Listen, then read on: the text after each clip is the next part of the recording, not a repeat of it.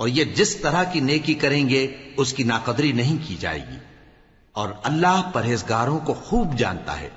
جو لوگ کافر ہیں ان کے مال اور اولاد اللہ کے مقابلے میں ان کے ہرگز کام نہ آئیں گے، اور یہ لوگ اہل دوزخ ہیں کہ ہمیشہ اسی میں رہیں گے۔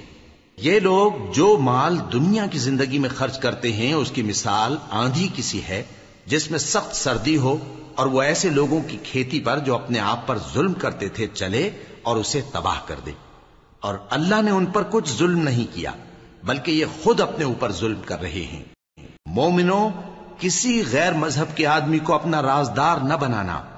یہ لوگ تمہاری خرابی میں کسی طرح کی کوتاہی نہیں کرتے اور چاہتے ہیں کہ جس طرح ہو تمہیں تکلیف پہنچے۔ ان کی زبانوں سے تو دشمنی ظاہر ہو ہی چکی ہے، اور جو کینے ان کے سینوں میں مخفی ہیں وہ کہیں زیادہ ہیں۔ اگر تم عقل رکھتے ہو تو ہم نے تم کو اپنی آیتیں کھول کھول کر سنا دی ہیں۔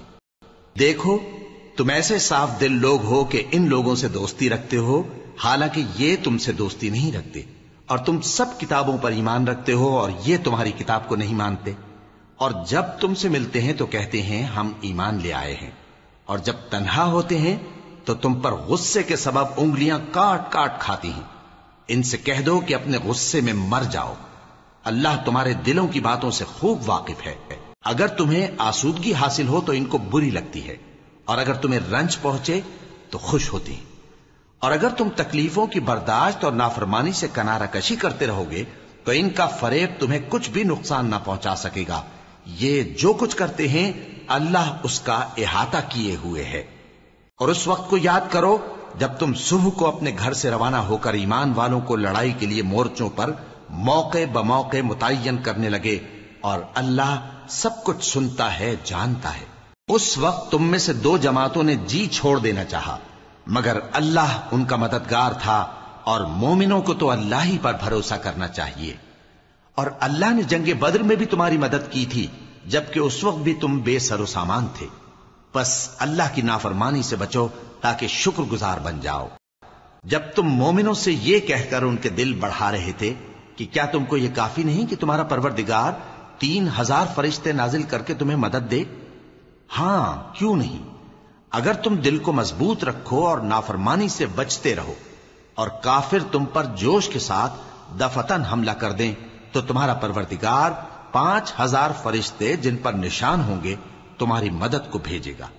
اور اس مدد کو تو اللہ نے تمہارے لیے ذریعہ بشارت بنایا، یعنی اس لیے کہ تمہارے دلوں کو اس سے اطمینان حاصل ہو، ورنہ مدد تو اللہ ہی کی طرف سے ہوتی ہے جو غالب ہے، حکمت والا ہے۔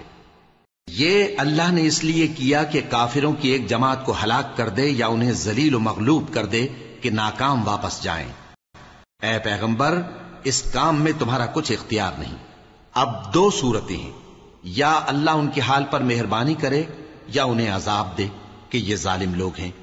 اور جو کچھ آسمانوں میں ہے اور جو کچھ زمین میں ہے سب اللہ ہی کا ہے، وہ جسے چاہے بخش دے اور جسے چاہے عذاب کرے، اور اللہ بخشنے والا مہربان ہے۔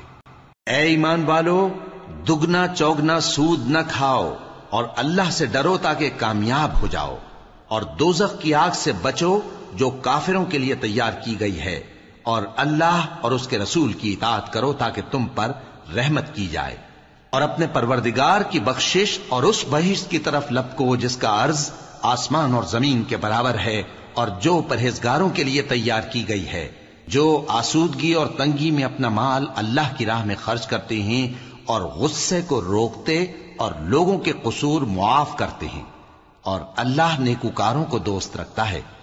اور وہ کہ جب کوئی کھلا گناہ یا اپنے حق میں کوئی اور برائی کر بیٹھتے ہیں تو اللہ کو یاد کرتے اور اپنے گناہوں کی بخشش مانگتے ہیں، اور اللہ کے سوا گناہ بخش بھی کون سکتا ہے، اور جان بوجھ کر اپنے افعال پر اڑے نہیں رہتے۔ ایسے ہی لوگوں کا صلہ ان کے پروردگار کی طرف سے بخشش اور باغ ہیں جن کے نیچے نہریں بہ رہی ہیں، اور وہ ان میں ہمیشہ بستے رہیں گے، اور اچھے کام کرنے والوں کا بدلہ بہت اچھا ہے۔ تم لوگوں سے پہلے بھی بہت سے واقعات گزر چکے ہیں، تو تم زمین میں سیر کر کے دیکھ لو کہ جھٹلانے والوں کا کیسا انجام ہوا۔ یہ قرآن لوگوں کے لیے صاف پیغام اور اہل تقوی کے لیے ہدایت اور نصیحت ہے۔ اور بددل نہ ہونا اور نہ غم کرنا. اگر تم سچے مومن ہو تو تم ہی غالب رہو گے. اگر تمہیں زخم شکست لگا ہے تو ان لوگوں کو بھی ایسا زخم لگ چکا ہے، اور یہ ایام زمانہ ہیں کہ ہم ان کو لوگوں میں بدلتے رہتے ہیں.